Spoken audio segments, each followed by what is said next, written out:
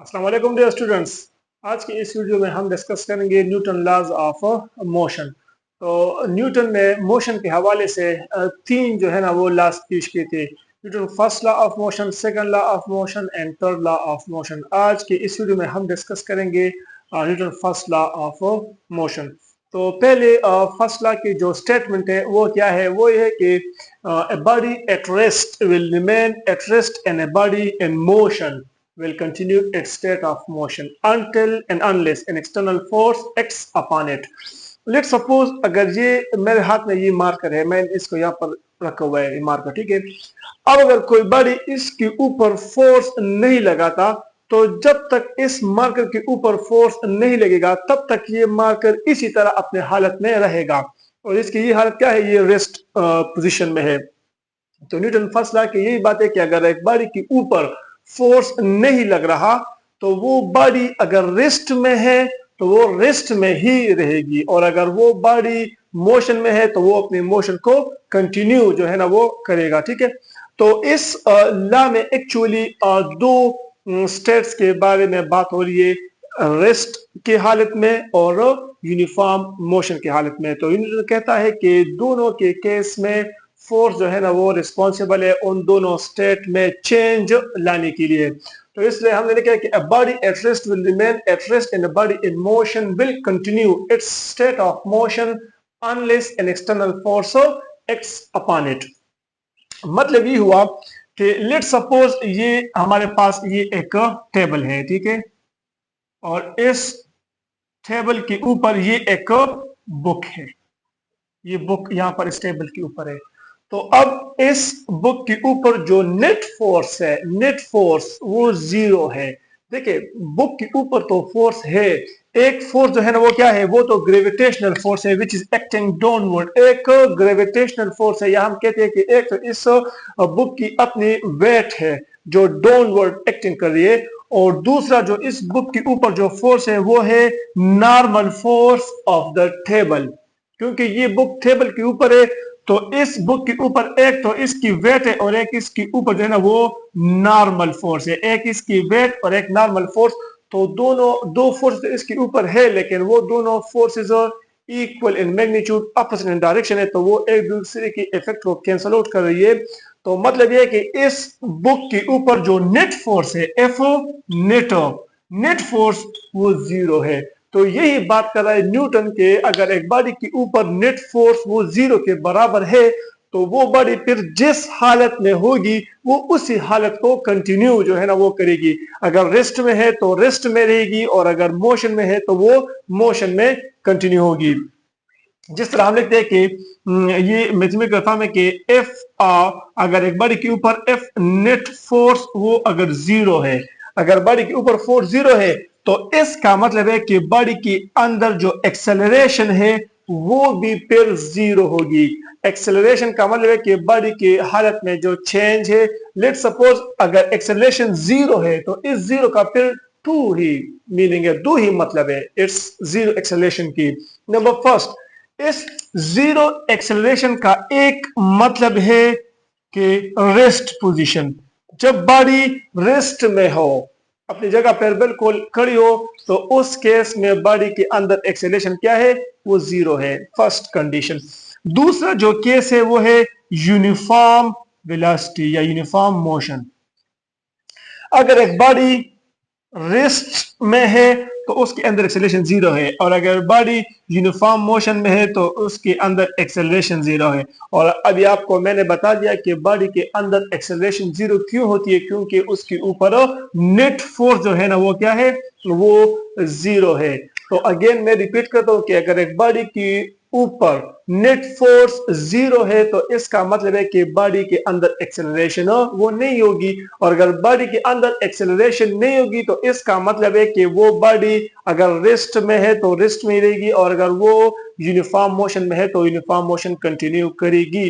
क्योंकि अगर एक बॉडी हालत में वो मोशन कर रही है और उसकी स्पीड में इंक्रीज या डिक्रीज आ रहा है तो इसका मतलब है कि बॉडी के अंदर एक्सेलरेशन है, और बॉडी के अंदर एक्सेलरेशन का मतलब है कि बॉडी के ऊपर जो है ना वो फोर्स वो लग रहा है। तो मतलब है कि अगर उस बॉडी के अगर ऊपर फिर फोर्स ना हो तो उसके अंदर एक्सेलरेशन जीरो होगी, और जीरो एक्सेलरेशन का मतलब है कि अगर बॉडी रेस्ट में है तो वो रेस्ट में या यूनिफॉर्म मोशन में फिर होगी। अच्छा, अब कुछ स्टूडेंट्स इस तरह सवाल करते हैं कि सर अगर मैं इस मार्कर को इस तरह फेंकूंगा तो न्यूटन लॉ के हवाले से ये मार्कर जो है ना वो हमेशा अपने मोशन को कंटिन्यू करेगा, लेकिन ये मार्कर आगे जाकर फिर रुक जाती है और गिर जाती है।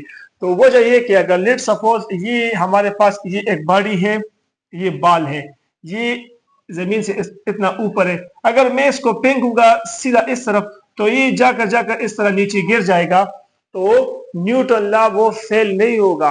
न्यूटन लॉ फिर भी वैलिड है, लेकिन वहां पर कंडीशन जो है ना वो चेंज हो गई, क्योंकि न्यूटन लॉ ने कहा था कि फोर्स अगर ना हो, नेट फोर्स जीरो हो, तो जैसे हम बॉल को फेंकते हैं तो इसके ऊपर एक जो है ना वो रेजिस्टिव फोर्स वो हवा की लग जाती है, हवा इस पर वो डायरेक्ट फोर्स लगाता है, तो इसके ऊपर एक फोर्स जो है ना वो एयर का है, हवा इसके ऊपर वो फोर्स लगाती है, नंबर फर्स्ट केस।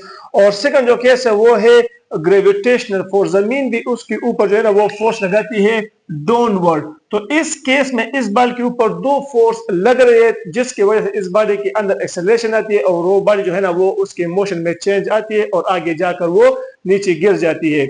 अगर आप एयर को रिमूव करे, एयर रेजिस्टेंस को हटा दे, एयर को खत्म करे, वैक्यूम बना ले, और नीचे जो है ना वो ग्रेविटेशनल फोर्स को भी खत्म कर दे, तो फिर जब आप बॉल को फेंकेंगे तो वो बिल्कुल अपने मोशन को हमेशा के लिए एक सीधे बिल्कुल स्ट्रेट डायरेक्शन में वो कंटिन्यू करेगा फॉर एवर।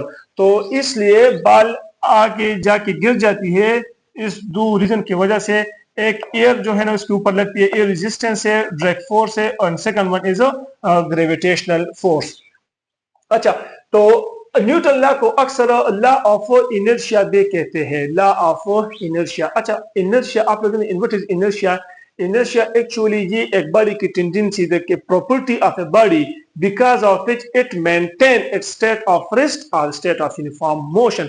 अगर एक बॉडी जिस हालत में है तो उसकी जो इनर्शिया है वो चाहती है कि ये बॉडी इसी स्टेट में रहे। अगर एक बॉडी रेस्ट में है तो उस बॉडी की जो इनर्शिया है वो यही चाहती है कि ये रेस्ट में रहे, और अगर बॉडी मोशन में हो तो फिर उसकी इनर्शिया जो है ना वो यही चाहती है कि ये बॉडी अपने मोशन को कंटिन्यू करे। तो इनर्शिया फॉर एग्जांपल इस तरह मैं आपको समझाता हूं कि अगर आप बस में खड़े हो, ठीक है, बस में खड़े और बस भी अभी स्टॉप है, वो अभी रुका हुआ है, और अचानक से बस आगे की तरफ मोशन शुरू करती है तो आप लोगों को पीछे की तरफ एक झटका महसूस होता है। इसी तरह अगर बॉडी यूनिफॉर्म मोशन में जा रही है और बॉडी अचानक वो ब्रेक मारती है, कोई ड्राइवर अचानक से ब्रेक मारती है गाड़ी की, तो आप लोग आगे की तरफ धक्का खाते हो। ये क्यों होता है इस तरह? ये इसलिए कि अगर गाड़ी जा रही है तो आप गाड़ी के साथ टच है तो आप भी गाड़ी के मोशन के बराबर, जिस तरह गाड़ी की मोशन है वही मोशन आप लोगों की भी है, और अचानक से गाड़ी ब्रेक मारती है मतलब गाड़ी में जो है ना वो अब उसकी मोशन रुक गई, तो आपकी जो इनर्शिया है, जो अंदर बंदा बैठा है, उसकी इनर्शिया यही चाहती है कि अब नहीं, तुम अपने मोशन को कंटिन्यू करो, तो इसलिए हम आगे जो है ना वो एक झटका महसूस करते हो। इसी तरह अगर गाड़ी अचानक से मोशन स्टार्ट करती है तो हम पीछे झटका महसूस इसलिए करते हैं क्योंकि गाड़ी रुकी हुई है, हम भी रुके हुए हैं, हमारा जो इनर्शिया है वो अभी इसी हालत में है कि हम रेस्ट में रहे, और जैसी गाड़ी आगे की तरफ मूवमेंट करती है तो हमारी इनर्शिया कहती है कि नहीं, आप अपने स्टेट ऑफ रेस्ट में ही रहो, तो इसलिए गाड़ी आगे जाती है और हम पीछे की तरफ एक झटका वो महसूस करते हैं।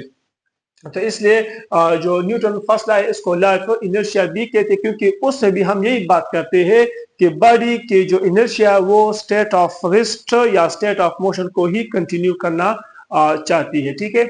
और एक बात याद रखिए कि इनर्शिया जो है ना, इनर्शिया वो डिपेंड करती है mass of the body. Inertia किस चीज पर डिपेंड करती है? वो डायरेक्टली कनेक्शन वो है मास के साथ।